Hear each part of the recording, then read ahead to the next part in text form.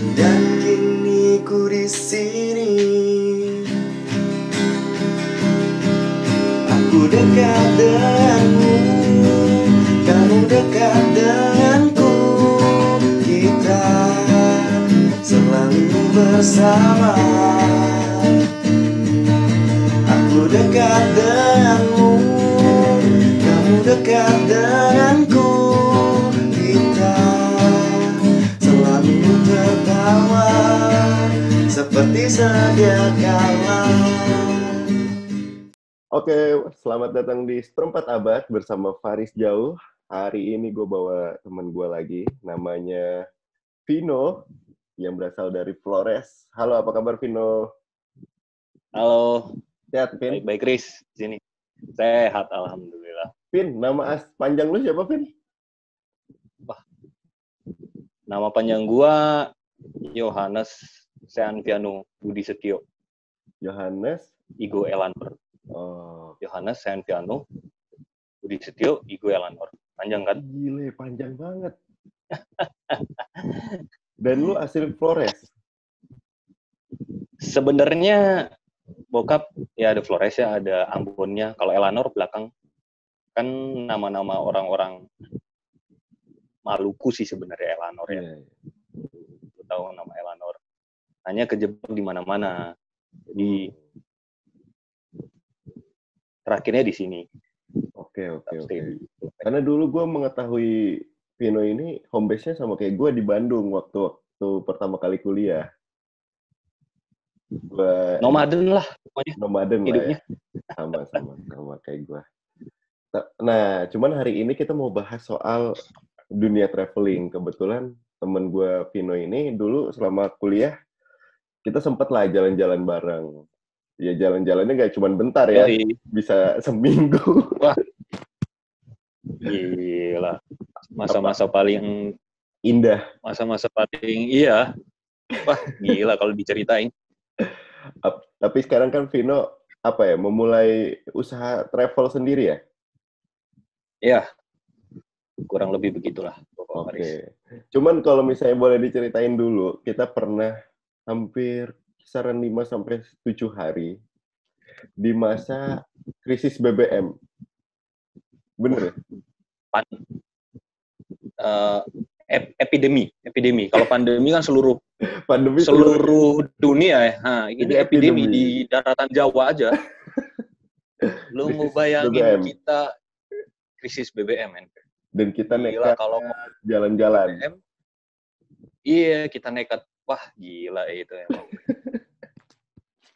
Nekat jalan-jalan naik motor. Motor lo apa, Vin? CS1 ya? Motor. Oh, Mio merah. Mio? Iya, motor Mio. Wah, itu motor gila. Itu yang lu bawa jalan-jalan sendiri? Itu. Enggak, kalau yang pas ke Banyuwangi gue pakai Supra. Mantap. Enggak tahu kemarin gue ngobrol sama Aris. Gue pakai Beat yang knalpotnya patah 2-3 kali, dilas sampai kayak begini. Iya, tahu gue. Terus yang bunyinya wah gila, menggelegar lah pokoknya itu. Si Ambon pakai pakai Scoopy. Pakai Scoopy. Lo tahu nggak? Apaan? Selain Scoopy, Vespa. Ambon juga kalau nggak salah, ya si Bedol kan pakai Vespa tuh. Nah, si Ambon kan bawa sarung juga, lu ingat nggak dia bawa sarung? Itu ada yang hampir kecelakaan deh, itu sarung. Buat ngikat lutut ibu. Enggak, jadi gue tanya kan. Pas gue tanya di mana waktu itu kan kita ketemunya nggak jalan bareng kan waktu itu, Riz. Gue masih ingat. Lu di Probolinggo di Tongas. Iya. Gue kloter kedua. Kan. Iya, gue tunggu di situ kan. Terus gue nanya, lah, lu kenapa pakai sarung dah? Iya, gue sama Jimbon nih. Gue takut kalau Jimbon gue ngegas, dianya hilang lagi. Ntar di belakang. Tanya gue bawa sarung. Oh, anjing. Kayak babe-babe kayak dulu dah. Habis subuhan Iya. anaknya diikat di belakang. Iya diikat, buset gue bilang. Itu gue cuman ngantuk doang itu. Kita ketemu di mana sih? Ketemunya di Indomaret itu. Di Probolinggo. Apa di pasar? Enggak, di pom bensin di Probolinggo. Oh, di pom bensin ya? Di Probolinggo gue. Kan Itu posisi gue sama Komar itu. Tidur di pom bensin ya? Iyalah. Orang kita masuknya malam. Masih ingat kita masuknya malam. Tiba-tiba kita nunggu, iya. Bensin habis. Jadi bukan orangnya yang nunggu, Riz. Iya, bukan orangnya yang nunggu, motornya yang nunggu, kita yang tidur. Lu masih inget nggak? Ingat gue. Gue kalau nggak salah, ini cuy, tidur di musola, terus dimarahin orang. Orang mau sholat nggak bisa. Jahat aja. Kacau pokoknya begitu. Kacau sih waktu itu. Aduh. Rencananya kita mau menuju tujuan ke Banyuwangi ya? Iya, ke Green pantai Bay. lah. Namanya Green Bay, boy. Iya. Tapi kalau kata Arif, fake Green Boy. Fake Green Bay. Kata si Eka, gue masih ingat tuh. Bukan Green Bay, tapi Rockstone. Pantai Batu. Gila. Loh, oh iya bukan ya. Aduh. Aku nulisnya itu Pantai Nelayan namanya. Di situ ada tulisannya kalau nggak salah. Oh iya. Gua waktu itu sih mikirnya karena malam, wah itu horor sih, Riz. Kalau boleh diceritain, kita juga jalannya, makadamnya ngeri kan waktu itu. Itu si Bang Jack aja udah nyerah tuh, pot-potan. Si Vespanya bedul. Yang 9 km jalan batu bukan? Iya, di situ kan. Si Bang Jack batuk-batuk kan. Waduh. Oh, enggak. Sebelumnya ini, Riz. Di yang pagi-pagi. Bondowoso kalau nggak salah. Iya, yang pagi-pagi. Bondowoso si... Iya, waduh. Bang Jack ngadat nih. Bingung kita. Tapi dari situ gue ngerasa solidaritasnya orang Vespa sih. Karena waktu itu kan si Bedul pagi sempat oleng gitu kan, mau Vespanya, terus dia minggir, kita minggir semua, pada belum tidur tuh. Habis itu ada bapak-bapak mau kerja pakai Vespa datang nyamperin, cuy. Oh iya ya, lupa malah yang begitu, yang cerita di situ. Cuman di situ teman-temannya Bedul malah pada tidur di warung orang. Biarin Bedul sama bapak itu. Iya. Ya agak ini juga sih, maksudnya ya perjalanan pasti ada cerita. Ada cerita lah. Enaknya dan nggak enaknya gitu lah. Itulah bagian dalam perjalanan kita. Dan endingnya pun juga mau bilang enak, tapi juga nggak enak. Mau ke Green Bay, tapi bukan Green Bay. Iya, jadinya. Tapi terbayar lah ya, Madakaripura. Keren. Nah, itu dia. Yang terbaik itu di Madakaripura. Malah di Madakaripuranya gue seneng banget. Sebelum itu gue capek banget, anjir. Lu aja capek, gimana Bedul? Gue bayangin Bedul bawa si Bang Jack. Aduh. Masih ingat kita pulang kan pakai pickup, Riz? Iya, dari itu tempat Banyuwangi kan? Iya. Wah, jalannya gila gue. Dul, gimana? Lanjut nggak? Enggak deh. Ya, udahlah kita sewa pickup aja lah. Berhubung ada Jimbon, warga sekitar. Yoi. Ada Jimbon. Penawaran lancar, boy. Iya, yang mengusap. Yoi. Tapi tetap, pilotnya dia nggak ngebawa kita ke Green Bay. Cepet 50 ada tuh ya? Apanya tuh? Itu bayar pickup doang itu. Buat ngangkut 7 motor. Lebih deh. Pokoknya kita mikirnya ya udahlah, angkut si Bang Jack yang paling ini kan, paling rewel kan. Gue bilang, waduh kalau Bang Jack rewel di daerah beginian susah juga. Ya udahlah, kita sepakat pakai pickup aja lah. Bayarnya gue lupa. Lumayan kok itu. Maksud gue untuk ukuran lumayan. 5-9 km cuman karena ada batu. Bener. Karena ada batu bisa 3-4 jam loh. Nggak logis sih. Bener. Jadi gara-gara itu sih, gara-gara ya kalau si Bedul sih bilang jalan laknat sih katanya. Gila, masih ada ya. Gue cuman dari situ kebuka sih. Itu masih ada ya orang yang punya jalur kayak gitu. Dan motor di sana, misal nih gue bawa Beat, orang lain juga pakai Beat, santai aja bawanya. Cuman gue takut aja bawanya. Udah dimodif kali. Iya sih. Mungkin udah kebiasaan kali. Oh, sama ini, Riz. Lu masih inget nasi goreng harganya goceng? Iya. Banyak lagi, Cok. Gila. Itu yang malam-malam kita makan, kan? Tahun berapa itu? Iya, tahun malam-malam kita makan. 2014 kayaknya. 14 lah ya, 14-15 lah ya. Iya. Karena itu Buset, masih ada. Itu sebelum goceng ke Jakarta, cuy. Sama Arif. 5.000 banyak lagi. Iya, wah langsung pada bungkus tuh bocah-bocah. Ya bungkus sih, cuman lu mau ke sana lagi effortnya untuk dapetin itu gila. Gila sih emangnya gila. Aduh. Oke, berapa Vin. ya? Berapa orang ya? Oke. Kalau kemarin berapa orangnya itu 14 sampai 15 orang deh. Gua, lu, Eka. Temen lu siapa, Vin, yang anak IE? Omar, Idong, Jimbon. Tatan kayaknya ada deh. Jimbon. Tatan, iya lu sama Tatan. Juan, Arif, Belan. Kagak, Juan nggak ikut. Enggak ya? Juan nggak ikut. Arif? Juan nggak ikut. Masih ingat Arif. Ambon. Oh, Juan Ambon itu ikut, si Jimbon. Nah, itu terus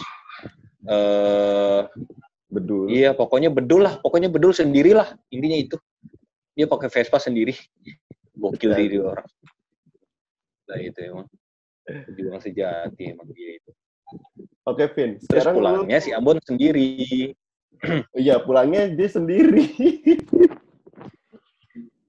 Di Jimbon udah jadi anak sono. Nggak mau balik. Iya, nggak mau balik. Bocah petualang.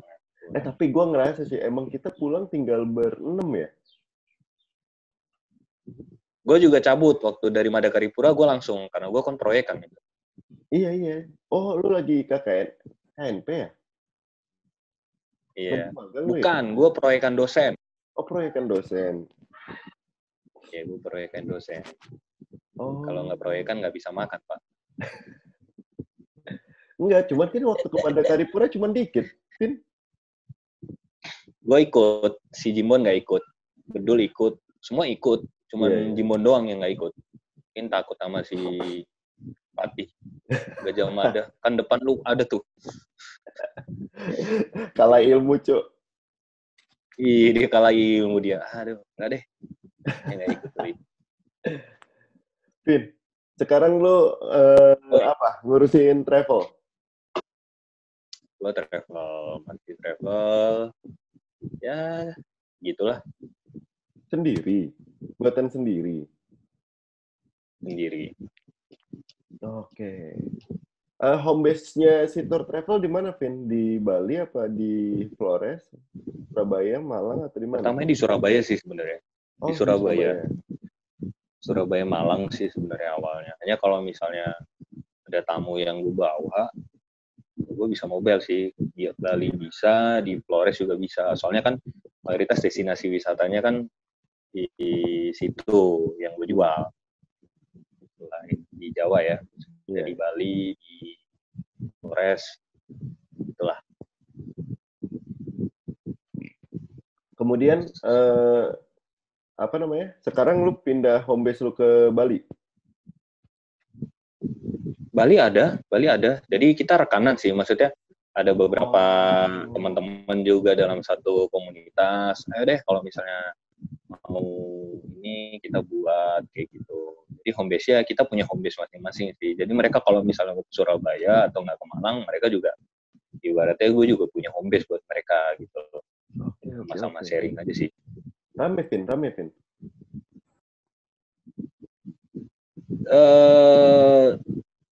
Dalam sebelum pandemi sampai Desember ya alhamdulillah lah banyak yang berwisata.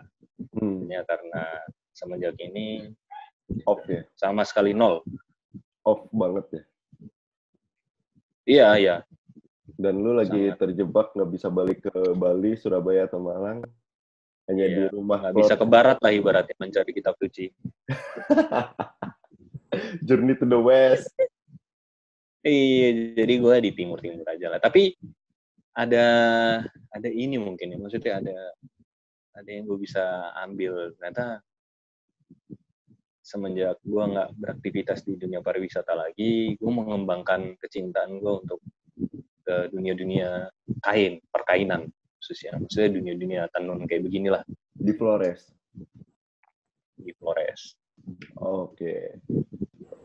Vin, jadi kan seperempat abad ini merupakan tempat buat, jadi gini, banyak teman-teman gue yang ngomong kalau misalnya ketika gue undang gitu, aduh, gue belum sukses, gue nggak ini, sedangkan porsi gue adalah pengen ngajak mereka ngobrol untuk cerita keseharian mereka, supaya teman-teman yang pengen ngelihat apa sih, misalnya lu ngerasain jadi tour and travel atau lu batik penenun batik, lu tahu perasaannya apa yang lu harus siapkan gitu. Jadi bukan kisah suksesnya yang gue jual, paham nggak?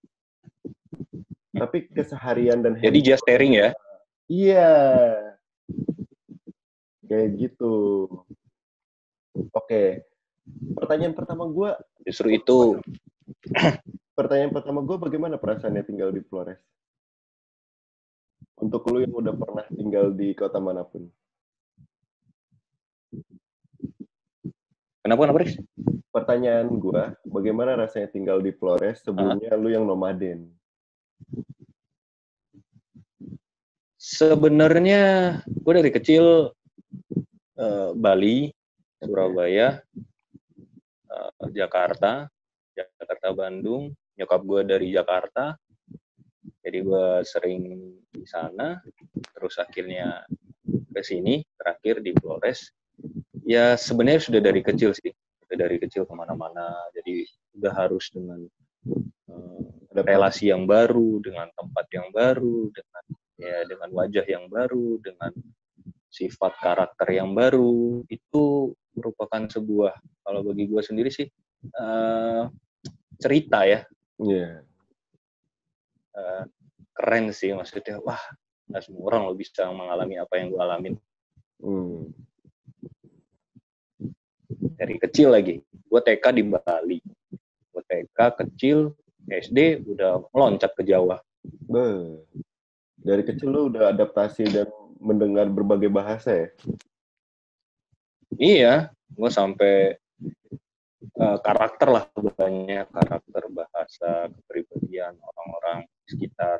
Ya itulah uniknya ya. Yeah. Gitu. Kalau lu tanya dari sampai ya. Terus sampai lu tinggal di Flores, apa yang membedakan dari tempat yang lu pernah tinggali? Sebenarnya begini, gue kalau melihat Flores ini sebenarnya keren dalam artian mereka punya karakter yang kuat penduduknya. Jadi salah satunya adalah dalam hal solidaritas umat ya beragama di sini. Di sini mungkin mayoritas mungkin non-Islam, tapi bagaimana non-Islam bisa merangkul yang ada toleransi ya? Iya, toleransi kuat banget. Semakin ke timur semakin kuat. Gua ngerasain itu salah satu hal yang amazing-nya Flores lah salah satunya. Nice. Kemudian habis itu yang selain membedakan dari sisi budaya dan orang-orangnya, secara tempat apa sangat beda? Apakah udaranya lebih bersih? Apakah kalau mayoritas dipenuhi Iya, bangunan. kalau di sini sih kalau di sini sih mayoritas sih kalau di Flores ya. Kalau di Flores cuacanya lebih panas. Lebih Jadi panas. karena mungkin gue di daerah ini ya, mungkin di daerah pantai, jadi mungkin ngerasain panas. Tapi nggak semua daratan di Flores panas karena ada dataran tingginya juga. Ya, misalnya di daerah Danau Kelimutu, Tiga Warna, terus di Wairebo. Nah, iya, yang rumah ya, seperti Honai yang 7. Wah, iya. Sepertinya begitu, Pak. Karena di sini nggak ada mall. Jujur, nggak ada mall di sini. Oke. Jadi, Alfamart kemarin baru buka. Dipikir orang mall. Apa? Baru buka. Alfamart. Ini baru buka Alfamart. Gokil. Dan dikira itu mall. Mungkin dianggap. Iya, pada ngadem di dalam. Wow. Iya, dingin dalam. Gue pernah ngeliat fenomena yang sama sih, dan itu terjadi waktu pertama kali Banyuwangi kedatangan minimarket. Banyuwangi, Jember kedatangan minimarket. Jadi orang-orang gitu kalau ke minimarket pakai pick up, bawa warga, pakai sarung gitu. Terus dateng, ngadem aja di dalam. Bener. Dan ya mungkin masih katakan setiap hari jalan-jalan ya, Vini? Bosan nggak, Vin, lu jalan-jalan? Ya mau gimana, Riz? Orang belakang rumah gua pantai. Aja. Iya, gue pinginnya ke kota gitulah dikit-dikit jalan-jalan kayak apa? Maksudnya referensi inilah buat nambah-nambah referensi kaum urban kayak begitu. Tapi ya dapatnya di sini ya disyukuri lah, Riz. Ya. Orang pada pengen pergi ke pantai, lu yang setiap hari di pantai pengen ke kota ya? Gue mau lo bosen. Iyalah, bayangin aja. Tiap hari belakang udah pantai rumah. Gila. Kayak gitu. Padahal dulu waktu kuliah, semua orang pada pengen ke pantai. Sekarang Vino pas gede, udah lihat pantai bosen. Malah di belakang pantainya. Begitulah. Kemudian habis itu lo membangun travel yang membawa orang ke Bali dan ke Flores. Apa, Vin, yang lo bisa bagi nih di seperempat abad? Bagaimana cara membangunnya? Lo kan dulu kuliah ilmu ekonomi kan? Iya, ilmu ekonomi. Ya. Terus kenapa lo loncat ke dunia traveling dan mulai ngebangun itu? Jadi gue cerita pada awalnya gue tertarik di dunia travel itu bukan karena keindahannya sebenarnya ya awalnya. Gue lebih senang awal ketika gue mengunjungi suatu daerah, itu yang gue cari pertama adalah kebudayaannya. Nice. Jadi pertama kebudayaannya, yang kedua anak kecil. Gue doang sebenarnya. Anak kecil. Kenapa? Jadi anak kecil ini, gue pertama kali mungkin karena pertama kali gue menyadarinya ketika gue di Bromo. Oke. Jadi naik Bromo. Iya. Lo tahu yang di Penanjakan 1 yang buat ngeliat sunrise? Iya. Nah, itu kan biasanya kalau pagi kita ngeliat sunrise terus turun ada orang jualan Edelweiss kan, bunga-bunga Edelweiss. Yeah. Oh, Edelweiss. Enggak, bunga Edelweiss yang pas kita mau turun. Nah, okay. Terus ada ibu kan biasanya yang jualan ibu-ibu bawa bapak. Tapi waktu itu gue ketemu sama satu anak kecil, dia bawa Edelweiss. Ingat banget dia ngeletakin di bawah mukanya dong. Gue bilang, wah eksotis banget. Iya, dengan keluguannya, dengan begitu dia mau nemenin orang tuanya. Gue bilang, iya. Dari situ gue bilang, ini dengan mimiknya orang Tengger ya, itu yang akhirnya lo ngerti kan orang Tengger apalagi anak kecil begitu. Wah itu yang akhirnya gue bilang oh mulai tertarik gue sama anak kecil bukan pedofil loh ya. Bukan. Enggak tertarik ini untuk lu Iya. foto kah atau untuk lu bawa pulang? Ada gila ya. Waduh. Untuk Ntar lu habis ini foto langsung atau telepon gue sama KPI. anjir. Untuk lu foto, untuk lu rekam kah atau untuk lu apa gitu? Bagaimana anak kecil itu mempengaruhi lu sampai bisa Ada beberapa yang gue foto. Ada beberapa yang gue foto, tapi ada beberapa yang gue rasa terlalu indah, terlalu sayang kalau untuk difoto. Jadi ya just cuman komunikasi aja lebih banyak lah. Gitu. Berarti Dengan mereka karena gue merasa bahwa anak kecil. Iya, jadi gue merasa bahwa ketika gue ke suatu tempat, kenapa gue suka anak kecil? Karena mereka itu adalah orang yang jujur bagi gue ya. Kalau gue tanya kemana, alamatnya di mana, dia bakal lebih jujur karena dia nggak punya tendensi atau kepentingan. Oh ya. Lebih terbuka sih saya kalau anak kecil. Apa kisah Itu lu jadi dua hal yang anak kecil selama perjalanan lu yang paling lu inget selain Tengger Semeru? Banyak sih Riz. Kasih satu. Selain Semeru, jadi begini, gue pernah ke Werebo. Werebo itu di Flores di Manggarai. Tempatnya nanti lu bisa cek sendiri. Jadi dia itu kita harus trekking sekitar 3-4 jam sih ke atas. Yang di atasnya ada pondok-pondok itu ya? Iya di situ. 3-4 jam gua ke atas. Di sana mereka hidup dengan kesederhanaan. Jadi dalam artian tidak mengenal yang namanya teknologi, gadget dan sebagainya. Jadi mereka hidup dengan apa adanya, hidup dengan ya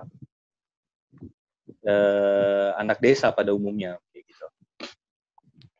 Kalau di kota lain, biasanya kalau di kota-kota urban, biasanya bocah-bocah kan pada minta duit. Iya, betul. Nah, kalau di sana mayoritas mereka bakal senang banget kalau dikasih permen. Permen? Cuman permen. Jadi gue udah siapin sih karena sebenarnya gue udah riset kalau ke Weibo begini. Jadi mereka senang aja kalau dikasih permen. Sesuatu hal yang bagi gue sih ini sederhana sih, tapi mereka masih tetap welcome dengan kondisi mereka seperti itu. Terus ada satu momen yang bagi gue itu keren. Jadi pas sampai di sana, gue waktu itu sama teman gue ke sana main bola, Riz. Oke. Ya kan, biasa anak kecil main bola di lapangan. Main bola, itu bolanya itu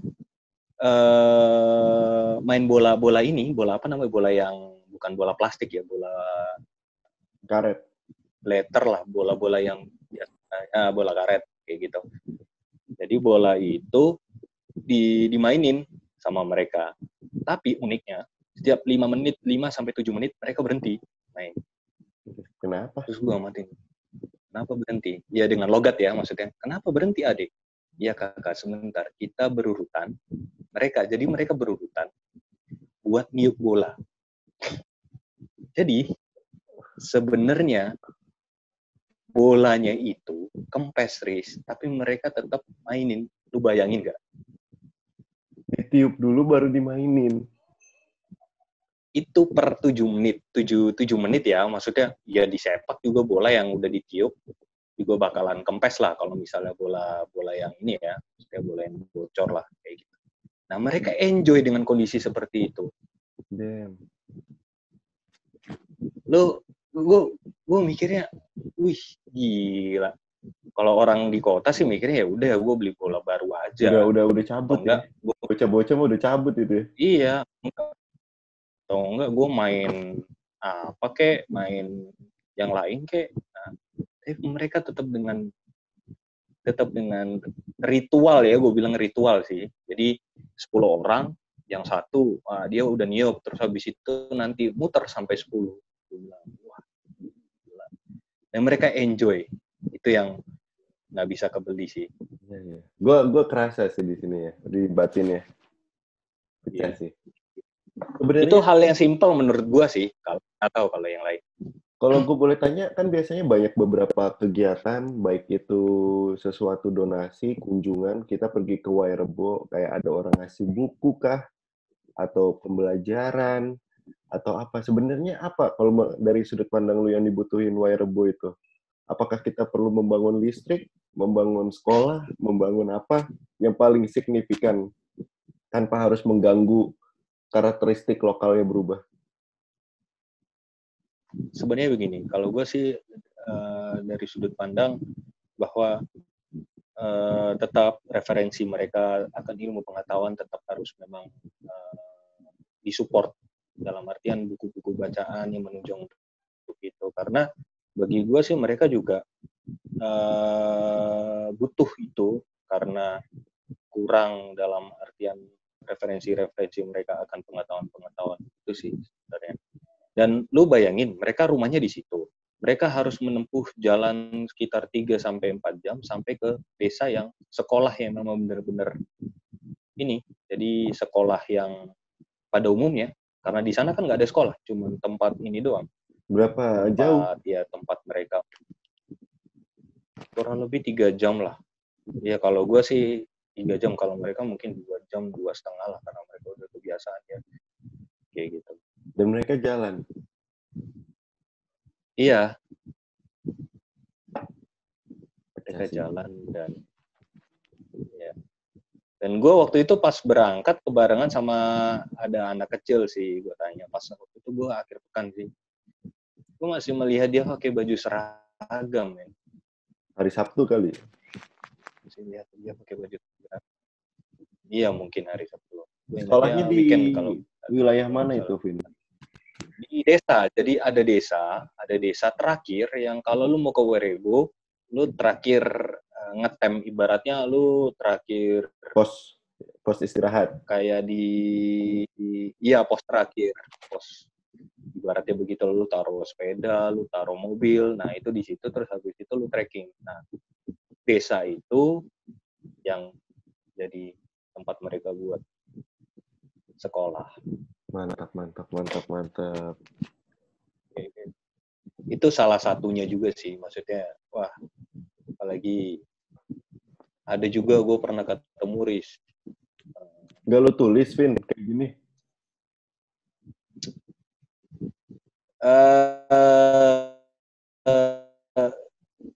Iya, masih belum ada waktu kali ya. Mungkin secara online dulu aja sih. Kan ada WordPress, ada Medium, ada Wix. Sesuatu iya, ya, hanya kalau mungkin misalnya nggak lu catat atau lu publikasikan gitu. Karena kan ingatan kita kadang pudar. Iya sih, udah agak pikun ya kira-kira ini. Aduh. Lanjut lagi, Vin. Ya paling enggak ini sih. Apa tuh? Paling enggak apa namanya? Sharing. Gue lebih senang sharing sih. Dan orang kalau misalnya ayo diskus diskusi gitu. Oke lah, kita diskusi. Johannes diskus siap. Gila. Berarti lu harus lebih dari 1 episode, Vin, di seperempat abad, Vin. Waduh, gila ya. Ya, kurang lebih pokoknya intinya begini, kalau traveling itu harus ada sesuatu yang memang benar-benar kita ini ya, maksudnya apa yang memang benar-benar kita mau. Jadi nggak sembarang. Kalau kebanyakan orang sih, kalau bagi gue ya, jadi kalau kita kemana ya, kalau bagi gue anak kecil tetap, jadi apa yang kalau ke daerah-daerah di timur, gue bakal bawa beberapa hal yang menunjang untuk mereka akhirnya untuk beraktivitas, untuk berpendidikan, untuk menambah apapun itulah. Karena bagi gua salah pemahaman orang ketika berbicara masalah anak kecil minat bacanya kurang. Itu salah banget ketika lu ke timur. Salah banget. Oke, kalau di kota bagi gua itu hal yang lumrah ya kalau teknologi dan sebagainya. Jadi mereka punya alternatif atau referensi untuk menambah itu. Tapi kalau di desa, apalagi di daerah-daerah timur ya, di Flores, di Maluku, di Irian, itu lu bawa buku 1 dos. Bocah-bocah kecil itu pasti pada rebutan. Buat rebutan buat ambil buku itu. Dan gue ngelihat sendiri, wah, antusias mereka tuh gede banget sebenarnya. Malah yang minat bacanya tinggi malah tidak terfasilitasi oleh buku-buku yang ada ya? Iya, maksudnya gue nggak bisa nyalahin sih karena memang faktor teknologi ya. Hanya ketika lu bilang minat baca kurang, anak-anak zaman sekarang salah besar. Gue bilang kalau lu belum pernah ke timur, lu nggak lihat bagaimana antusiasnya mereka ketika buku apapun, Langsung buku disikat. mewarnai juga dibaca. Iya, buku sebenarnya buat diwarna sama mereka dibaca ya karena mereka butuh itu. Nice. Lanjut lagi, Vin. Sekarang kita bahas travel. Dari perjalanan lu untuk melihat karakteristik lokal, keindahan lokal, budaya lokal, plus kisah anak-anak yang ada di dalam perjalanan lu, apa yang membuat lu akhirnya mutusin untuk, gue create perjalanan deh untuk ngajak orang-orang ke Bali, ke Flores. Kenapa? Karena gue ingin berbagi sih. Kalau di dalam tagline travel gue, tagline travel gue adalah sharing with you. Sharing with you. Oh, sharing with Jadi, you. berbagi ilmu. Jadi berbagi denganmu, berbagi dengan hal-hal yang banyak bisa dijumpai di tempat-tempat yang bagi gue sih. Dwi Pantara Tours. Dwi Pantara? Dwi Pantara Tours. Oh yoi. Bukan Au Adventure ya? Apa? Au Adventure. MTMA. Oh, gue pikir MTMA. Anjir, MTMA. My Trip My Adventure dong. Itu awal, so. Sebenarnya itu juga salah satu bagian sejarah gue untuk memulai travel, salah satunya Au itu sih. Au Football Club itu. Padahal dulu niat ya. Cuman pas mau jalanin gak niat. Yeah. Bikinnya doang niat. Pokoknya kita koordinasi. Pas mau jalan, malah nggak ini. Begitu. Terus habis itu, apa yang lu mulai pertama kali ketika membuat Dwi Pantara Tours ya? Apa hal yang paling berat lu harus pertama kali bangun? Banyak itu. Oke. Banyak hal yang harus gua prioritaskan karena waktu itu juga tahun 2016 gua masih ingat. Oke, Vin. Jadi apa nih hal yang harus kita tahu dan menurut lu hal yang paling berat ketika lu bangun usaha travel lu sendiri? Yang terpenting ini sih, maksudnya kita punya travel, kita harus punya sesuatu yang berkesan, maksudnya sesuatu yang tidak dimiliki oleh travel lain. Itu hal yang paling bagi gue sih, ketika lu apalagi jasa ya, kalau gue kan jasa nih, berhubungan sama jasa, kita harus bisa menawarkan sesuatu yang bisa membuat orang akhirnya wow, excellent. Karena kalau dari jasa kan kita harus detail berpikir, dari memikirkan hal-hal kecil dari mereka berangkat, apa yang disuguhkan, apa yang mereka bisa nikmatin, apa yang mereka bisa dapatkan, apa yang membekas akhirnya nanti. Itu yang harus di-create dengan baik sih sebenarnya. Kalau link tempat ada yang perlu harus lu siapin juga nggak? Tempat tujuan. Kalau link dan tempat sebenarnya gue shortcut sih sebenarnya. Gue kan dulu anak pers. Iya. Basic lu Gue ada kan dulu anak pers. Iya, gue dulu anak pers. Jadi gue punya link pers seluruh Indonesia dong. Oke. Gitu. Jadi kalau misalnya gue mau kemana-mana, tinggal bilang aja. Gue mau ke ini nih, misalnya pers Sulawesi lah. Gue mau ke ini besok, gimana nih? Mau ngapain, jalan-jalan doang. Padahal gue mikirnya pemetaan, maksudnya buat nanti gimana ya? Ya, lu harus survei lah ibaratnya kayak gitu. Dan mereka welcome ya, karena dari pers itu yang ya lo tahu kan, maksudnya sumbangsi terbesar. Kulturnya pers. Awalnya dari situ sih sebenarnya.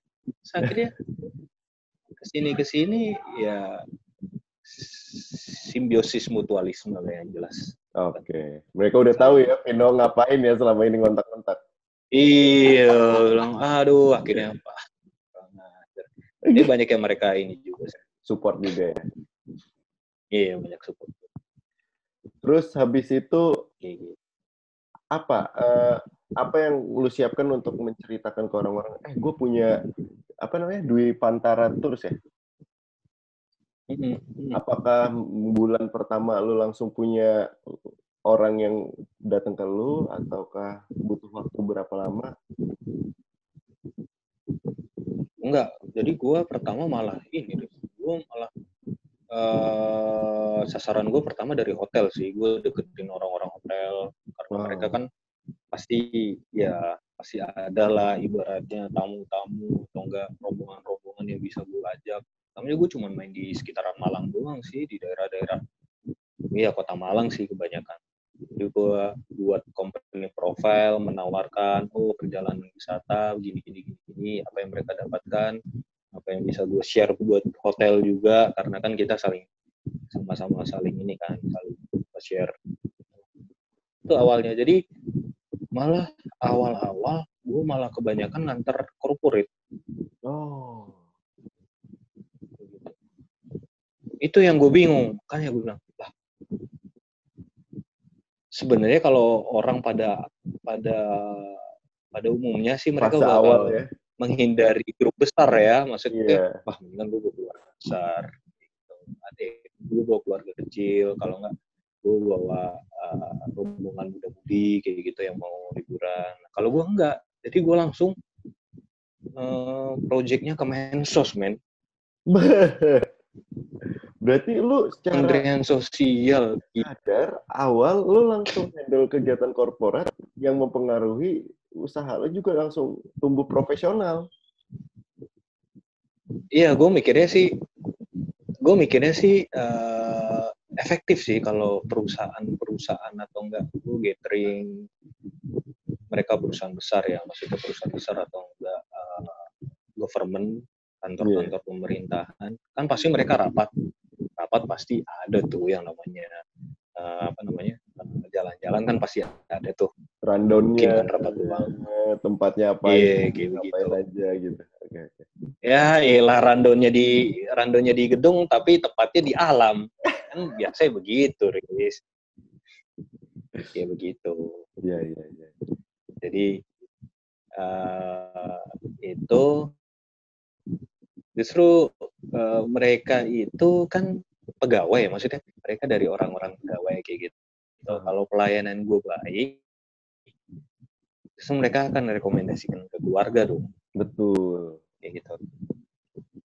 Jadi misalnya bapak-bapak semua yang dalam satu instansi, wah bagus nih, gue pakai deh besok buat keluarga. Nah dari situ gue akhirnya ya.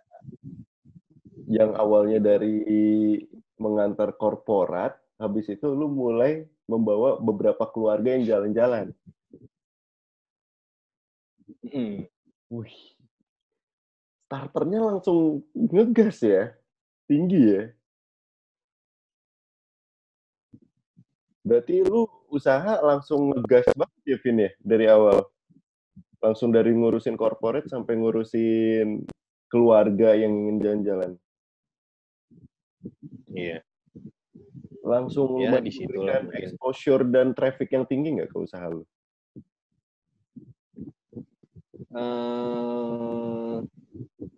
Iya 2016.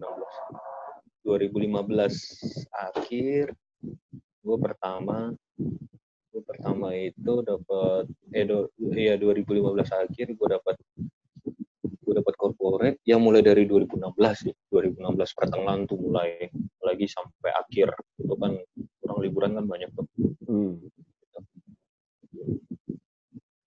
Ya gue mengambil shortcut yang paling gampang sih. Gue mikirnya kalau ke hotel pasti mereka punya pangsa Pasar sendiri. Pangsa ini dong maksudnya. Ya pangsa pasar. Dan gue mencoba untuk masuk. Karena gue juga agak selektif sih masuk ke hotel-hotel karena kalau gue main ke hotel yang segmennya atas, bawah, itu kan sesuai dengan pangsa segmen travel gue juga. Menarik.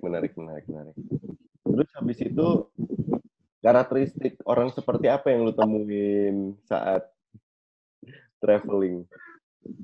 Banyak ya? Banyak sih. Yang Banyak kasih yang gue dua, yang satu yang sangat berkesan, yang satu lagi yang sangat nyebelin.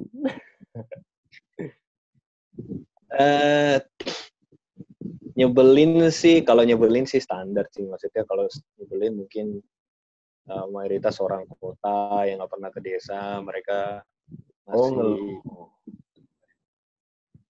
ngeluh dengan, misalnya kalau lu ke Bromo lah, MCK lu tahu sendiri, kalau misalnya kita udah ke bawah nih, iya.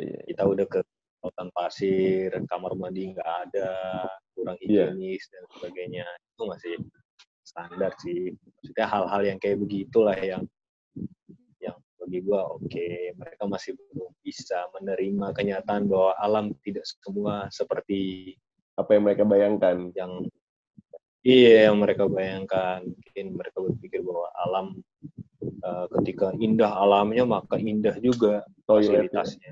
Kita kan gue sampai ada yang nggak bisa, ada tuh yang nggak bisa boker tuh, dia udah kebelet boker. Terus, Mas, tolong Mas, saya mau boker. Tapi saya nggak bisa, WC-nya kayak begini. Waduh. Akhirnya?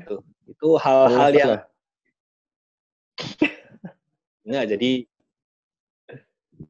Enggak, itu gue masih ingat. Itu ibu-ibu sih. Anjir. Lu kasih sekop. Itu anaknya sih. Gue bilang, Bu, mohon maaf. Kan sebelumnya gue udah briefing tuh, maksudnya untuk masalah-masalah seperti itu kan. Lebih baik di awal gitu kan. Iya, gue udah bilang, Bu, kalau bisa nanti jangan makan yang aneh-aneh. Ternyata dia makan aneh-aneh, roti sama susu kalau nggak salah. Itu kan ngebuat orang buat, waduh. Terus untungnya anaknya, mah udah jangan ribet nih, kasih batu dong sama anaknya. Udah pegang diem. Dong, dipegang udah, kamu diem aja. Gitu. Anaknya sih yang lebih mungkin lebih tahu lah ya. Iya. Kalau yang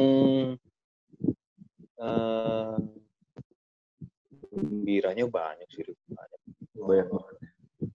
Kasih satu dong. Iya banyak banget.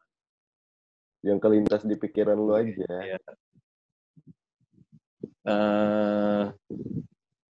Kalau tip udah pasti ya, maksudnya gembira itu bagian dalam ini ya, maksudnya kalau iya kan dalam bagian pekerjaan itu. Iya itu. Tapi gue lebih ke ini sih, cara mereka untuk mau bersosialisasi itu aja sih. Maksudnya mau untuk lu biasa kalau ke Bromo ada orang ini kuda kayak gitu. Kayak gitu. Gue pernah nemuin satu orang, Pak, saya tolong antarkan ke sana ya. Maksudnya ini bapak-bapak tolong antarkan ke sana ke ibu itu dari jeep. Nah ibu itu adanya di pura yang agak ke sono, yang jadi jalan, kita harus jalan lagi tuh. Iya. Bukan yang di bawah, pura yang di tengah. Yang di tengah, yang di luhur Poten, yang di deketnya kawah. Iya. Lu tahu parkiran jeep kan? Tahu. Kan? Kasih doang. Orangnya nggak naik, Riz. Orangnya itu nggak naik. Jadi dia bilang, Pak, saya nitip barangnya ini. Kasih ke ibu. HP kalau nggak salah. Gue lupa deh. Iya kalau nggak salah HP deh. Terus Terus? gue bilang, Mas, ini yang kuda kan nanya ke gue, Mas ini beneran? Tadi disuruh apa Pak? Dan dia nanya ke gue kan, saya kan itu tamu gue bilang, iya disuruh antar. Ya udah, antar. Gue juga sekalian ke sana kan, sekalian gue ngomong-ngomong, Mas makasih banget. Gue mikir aneh sih, maksudnya kenapa nggak lu suruh gue gitu loh? Kan pasti ada cara-cara yang unik gitu loh. Nah itu kan tamu yang gue mikirnya, oh ternyata dia niatnya buat, ya emang buat ngasih gitu loh. Iya. Apapun yang dia pakai, kan gue ada gua gitu loh. Maksudnya apa nggak? Fasilitator. Iya. Itu hal unik sih, bukan gembira. Pengen sosialisasi kali, pengen tahu, pengen ngerasain ngobrolnya. Iya makanya. Menyentuh Unik sih gitu, buat gue. menyentuh. Awalnya kayak gitu. Iya. Jadi akhirnya nggak kepikiran. Oh gitu. Kita tipikal orang-orang beda-beda sih. Darat doang, Vin. Darat doang. Aduh. Kira-kira lagi air juga nih kelihatannya. Air. Akhir-akhir ini. Air. Wisata air. Wisata air itu apa? Hopping Island, snorkeling, diving, snorkeling, diving. Di mana, Vin? Hopping Island. Labuan Bajo ada, kalau lo mau. Di Bali ada.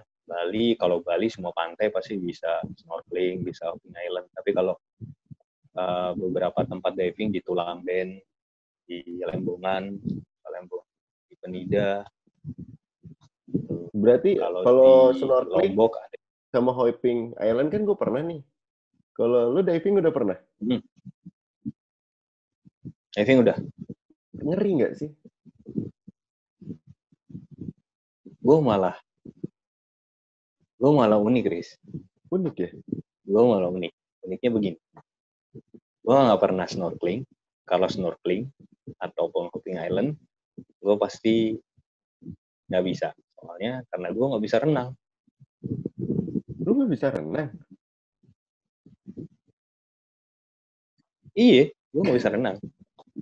Terus habis itu lu menawarkan jasa Hopping Island, snorkeling sama diving.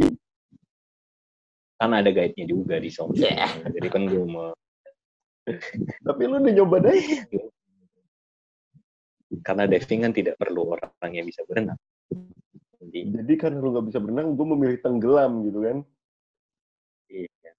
Lu harus tenggelam, men. Kalau nggak tenggelam, gimana lu bisa diving? Akhirnya gimana? Coba cerita. Pengalaman pertama lu diving. Diving pertama gue di Jakarta. Jadi ada waktu itu gue sempat ikut proyekan, kalau lo tahu dulu proyekan apa namanya, bikin film dokumenter band lah gitu di Jakarta. Terus sekalian dia punya diving center, gue diajak dong. Asik gitu. Terus mulai awalnya, tapi gue bilang mau bisa renang, ngapain renang? Orang ini apa namanya, instrukturnya nggak lo harus bisa renang karena diving kan tenggelam. Wah asik nih. Gue jadi nggak harus mempelajari gaya katak, gaya dada, gaya dan semua gaya yang diajarkan lah kayak gitu. Terus ya dari situ dilatih sama instruktur bilang, oh ya karena kamu gue mikir tabung begede banget, berat nih pasti. Ternyata awal-awalnya sih emang berat. Masuk kolam renang, iya karena, dan gue mikirnya oksigen dong. Gue bilang, wah gue harus nyobain oksigen yang ibaratnya oksigen murni lah ya. Kalau lu masuk rumah sakit kan oksigen, asik nih kayak udara bersih banget. Ternyata enggak dong, kalau diving ternyata udara yang ada itu kayak ditangkap itu terus dimasukin ke tabung itu. Jadi sama aja sih sebenarnya. Dikompres kan udaranya, masukin ke situ. Jadi tidak ada sensasi ketika gue masuk rumah sakit yang udara segar, udara. Iya begitu, iya. Udara dari Gunung Rinjani nggak ada ya?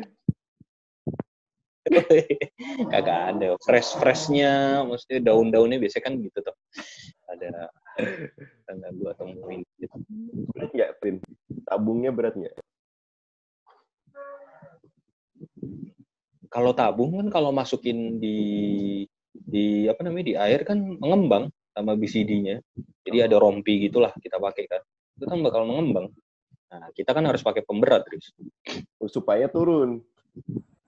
Iya, supaya turun. Ketika lu nyampe di tekanan, misalnya lu di beberapa kaki atau di tekanan tertentu, lu nggak akan otomatis naik sendiri ya? Nah, itu kan nanti ada gini nanti kalau kayak jetpack, lu tau jetpack yang di GTA nggak lu? Iya, iya. Nah, Ada angin kalau misalnya gitu. Jadi kalau misalnya ada pencet bisa naik bisa turun. Jadi kalau lu naik ngembang dia. Gitu. Jadi kan otomatis dia kan naik. Dia gitu. bakal. Nah, itu namanya bisa. Gitu. Itu yang rompi yang lu pakai.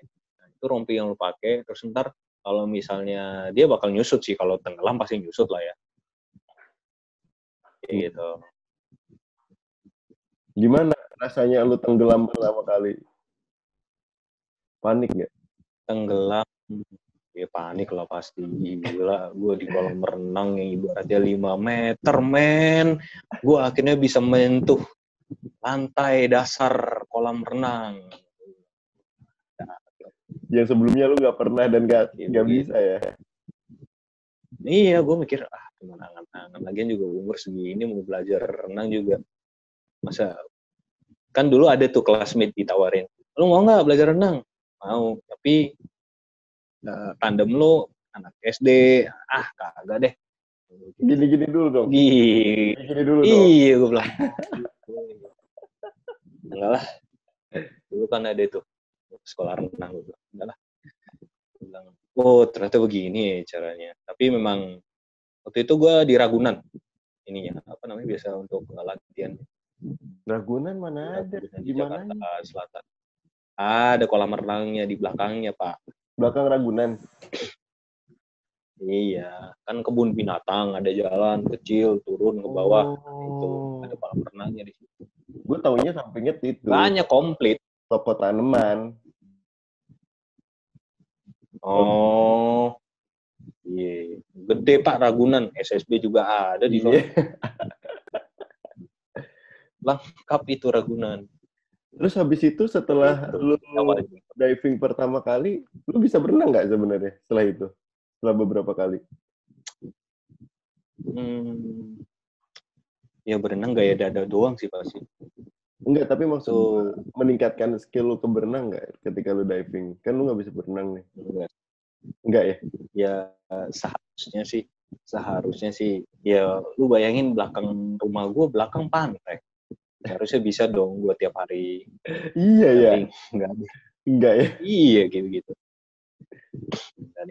Nah, gue bilang, gue gaya dada aja lah. Dada gini maksudnya.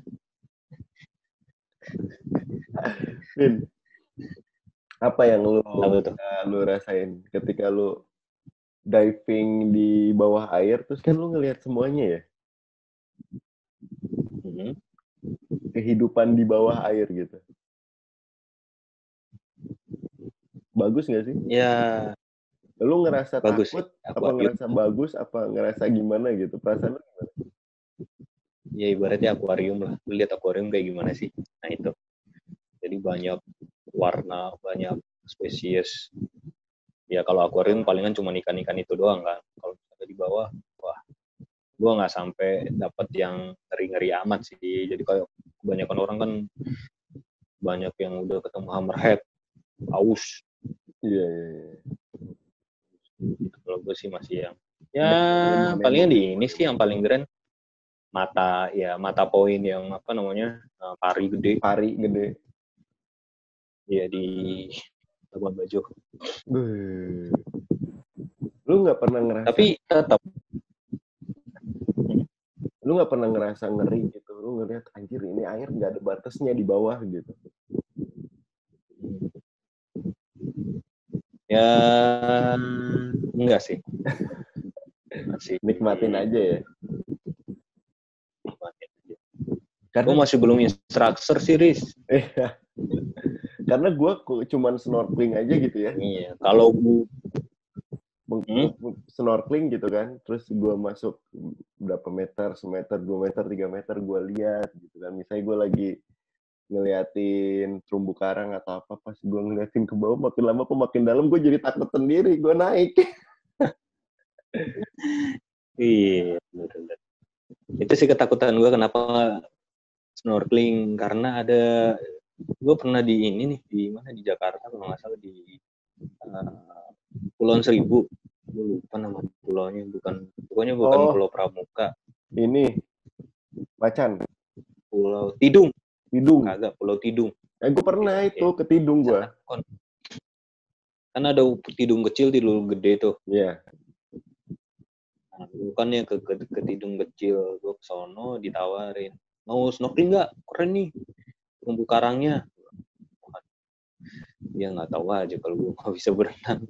Terus? Karena di konservasi yang dia ajak itu tempat terumbu karang baru jadi. Dan nggak boleh diinjak. Iya, lu bayangin lu, aduh gimana gue mau bisa renang, terus tiba-tiba pijakan gue apa dong? Dan maksud gue, ya gue nggak bisa menyalahkan semua orang ya. Cuman orang yang traveling ke sana, cuman lu mau bisa berenang atau enggak kan dikasih pelampung. Sedangkan mereka kan lagi konservasi, ya apa sih, kayak terumbu karang ditanam lagi supaya bisa hidup lagi. Ya ada aja orang yang pasti nginjek.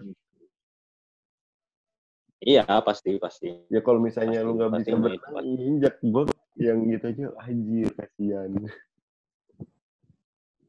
Gue makanya edukasi sih yang paling penting. Jadi bagaimana kita, ya gue tahu indah banget itu terumbu karangnya, apalagi daerah konservasi ya. Ya gue sadar diri, gue nggak bisa renang daripada ntar kenapa terumbu karangnya rusak. Nungguin terumbu karang nggak semudah nungguin tumbuhan di darat masalahnya. Nice. Berarti sekarang kegiatan lu di Flores nyantai, ya, debat, berusaha untuk ya di sini kondisinya sudah mulai masuk sih, maksudnya orang yang terpapar COVID juga udah mulai jadi semakin, ya karena semakin kesini kan orang-orang mikirnya ini kayak penyakit yang ganas ya, maksudnya edukasinya juga. Akhirnya gue cuma di rumah, orang-orang nggak boleh keluar. Karantina wilayah sendiri ya? Wah, karantinanya ngeri-ngeri pokoknya di. Mereka lebih aware ya. Kalau dalam kamusnya mereka aware. Jadi aware, lebih melindungi diri, keluarga gitu ya. memprotek diri. Iya. Oke. Memproteknya. Berarti sekarang ya Dwi Pantara Tours lagi off dulu ya sementara ya? Aku dulu lah, iya. Kalau misalnya gue mau kontak Dwi Pantara Tours atau misalnya beberapa orang yang mau kontak Dwi Pantara Tours, ada website-nya? Belum, kalau website aku masih mikir nanti kalau misalnya udah jual paket diving, ntar gue gabungin aja lah. Oh, Instagram? Instagram ada di Dwi Pantara Tour. Oh, ada ya? Nanti gue munculin ya di awal obrolan ya? Kenapa? Nanti gue munculin di awal obrolan. Oh ya, oke. Sama gue kasih taruh link deskripsinya. Jadi home base-nya kalau misalnya orang mau pakai Dwi Pantara Tours, gue harus ke Malang dulu kah? Ke Bali dulu? Ke Flores dulu? Sebenarnya ada kontak person sih. Lu mau kemana? Intinya gitu kan. Jadi ada kontak person, ada description, Instagram, ada di situ nanti dijelasin. Lu tinggal menghubungi kita, lu menghubungi gua, lu mau kemana, ntar kita referensikan. Kadang-kadang kan banyak orang yang, gua mau ke Malang nih, oke. Tempat-tempatnya apa aja, ntar gua rekomendasikan. Tapi ada juga orang yang mau liburan tapi gua nggak tahu mau kemana.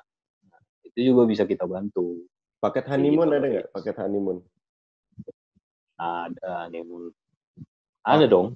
Paket keluarga anak satu, anaknya masih bayi, ada? Ada. Bilang aja itu lu, Kantut. Yang jagain bayinya ada juga? Lu? Ada. Ntar gue inilah. Gue kan Gue sharing. ke sana, Vin. Cuman kan gue takut kalau paling yang gue pikirin tuh kalau buang anak malaria, Vin, ya nggak sih? Apa enggak?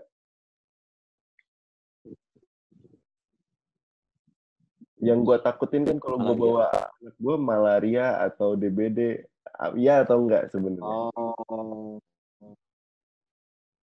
iya. Semakin ke timur penyakit-penyakit itu emang semakin gede risikonya lu. Ketika lu ke Papua, malaria jelas. Jadi musuh terbesar lu malaria. Tapi sebenarnya gini, kita punya balik lagi sih kalau imun daya tahan tubuh kita udah kuat, ya mau gimana pun juga, apalagi orang luar ya kalau masuk Papua baik-baik aja tuh buktinya. Mungkin karena vaksin ya, udah dari kecil kita udah diimunisasi vaksin dan sebagainya. Bokap gue sih kemarin tinggal di justru Papua. Itu penyakitnya orang sana. Bokap gue lagi tinggal di Papua, terus dia sebelum berangkat ke sana divaksin dulu sih. Ya, ada ini ya, apa prototipenya lah ya. Ketentuannya yang harus ketika di daerah-daerah sana. Kalau demam berdarah, ya demam berdarah karena mungkin gini, logikanya kan karena tempat-tempat semakin ke timur kan mungkin sanitasi air bersihnya itu yang jadi kendala sih. Jadi kan akhirnya itu yang buat orang stigmanya kalau ke daerah timur. Tapi selama fit, selama kuat sih, yakin nggak apa-apa lah. Oke lah kalau begitu. Nanti gue akan. Lu di mana, Riz? Apa? Jayapura. Lu di mana? Jayapura. Kasian, dia pertama kali ke sana yang langsung kerusuhan Papua, tau nggak? Siap. Yang rame anak Papua yang di Jawa Timur, Vin. Oh, iya. Gara-gara itulah ya, maksudnya ras dan masalah seperti itu. Nah, dia datang udah harus kena nuansa itu, terus habis itu, tapi masih beberapa kali sempat balik ke Jakarta. Nah, sekarang mau Lebaran nggak bisa balik. PSBB. Iyalah, terdol. Iya, lockdown. Makanya. Tapi baik-baik lah ya di sana. Baik-baik. Bokap lu. Sehat-sehat. Walaupun kasihan Lebarannya online. Oh, bisa dipastikan seperti itu ya? Maksudnya? Apa ya? Karena dia udah nggak ada penerbangan lagi, Vin, ke sini. Itu. Dan pasti kalau ke sini udah. Maksudnya sekelas surat. Kalau kata Ambon sih surat sakti sih. Surat goib. Surat goib itu hanya berlaku lewat jalur darat, boy. Oh gitu. Ya mungkin Bandung, Jakarta, Surabaya, Malang gitu, atau lu Jogja, Solo, atau Semarang gitu masih ada, masih bisa. Cuman kalau udah naik pesawat susah. Iya sih. Tapi kemarin menumpuk tuh di bandara tuh. Gue juga nggak tahu tuh. Bisa sampai seramai itu. Itu gue juga nggak jelas jadinya gimana. Di sini malah membingungkan, Vin. Boleh apa enggaknya, longgar apa enggaknya, itu gue bingung sih. Jadi kalau misalnya dibilang orang, kalau dulu awal-awal karantina sampai PSBB saklek banget ya.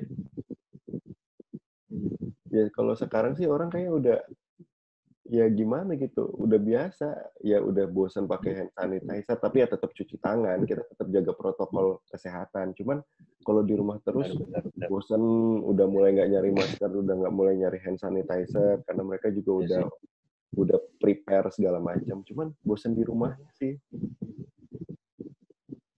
Iya, bener. Kalau buka puasa juga gue beli makanan gitu ya, ketemu sama banyak orang juga di luar yang beli ngabuburit bukaan ya, tapi pakai masker semua. Ke mall gue udah 2 bulan, Iya 3 bulan gue nonton nggak ke mall. Ke rest area paling, ke rest area. Nongkrong di rest area biar nggak ketahuan. Sekarang rest areanya diatur, Bay. Diatur 30 menit. Ya, sudah. Emang harus di rumah. Iya. Ya, begitulah. Maksudnya begitu ya. ada. Oke, sip. Hari ini. Nanti gue bakal nge-share juga soal Dwi Pantara Tours ya. Dwi Pantara. Yoi. Dwi Pantara Tours. Dwi Pantara. Oke, nanti gue share juga gambar trip mereka kemana aja. Habis itu juga gue taruh di link deskripsi Instagramnya dan juga Instagramnya Vino. Thank you banget, Vin, hari ini. Udah mau sharing tentang rasanya jadi anak Flores dan bagaimana memulai usaha traveling nih. Iya. Kurang lebihnya seperti itu sih. Ya, kurang lebihnya seperti itu ya. Jadi selebihnya mungkin kita harus liburan bareng deh kelihatannya. Udah lama nih, gue padahal Lebaran ini pengen ke Malang. Oh iya, gue juga pengen ke Malang sih sebenarnya. Bocah juga pada mau ke Malang soalnya. Udah pada janjian gitu, kita ketemu di Malang banyak nggak tahu kenapa banyak orang pada mudik ke Malang. Gue juga mau mudik ke Malang, pas kayak gini tunda deh akhir tahun. Iya, wih kasihan sih si Ambon tuh. Iya, makanya aduh, Ambon harus menunda pernikahannya. Iya, yang terpenting sahnya dulu lah.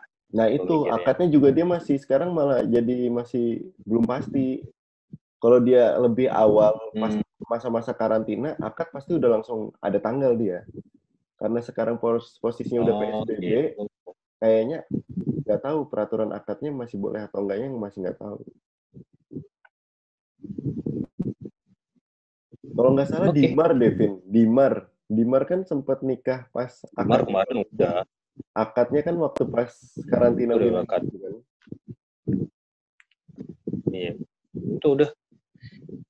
Ya akadnya udah, hanya ya namanya resepsi nggak bisa ditentuin ya kapan. Iya, belakangan. Oke Devino, thank you banget hari ini udah share soal Tours dan juga bagaimana teman-teman bisa membangun travel, apa saja senangnya, apa aja susahnya, dan bagaimana Vino latar belakangnya untuk memulai. Jadi memang yang mau usaha travel nggak harus pakai dari jurusan pariwisata, boy. Jadi dari usaha manapun, selama kalian memang punya kesukaan, sekali lagi kalian bisa untuk memulai sesuatu yang kalian inginkan. Thank you sekali lagi Vino, thank you teman-teman Seperempat Abad, dan episode kali ini nanti bakal muncul di YouTube Seperempat Abad dan juga bakal muncul di podcast yang bisa kalian cek di Spotify. Thank you teman-teman yang udah nonton, see you di next video, bye-bye.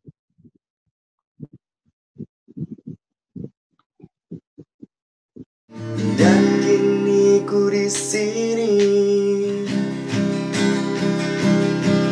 aku dekat denganmu, kamu dekat denganku, kita selalu bersama.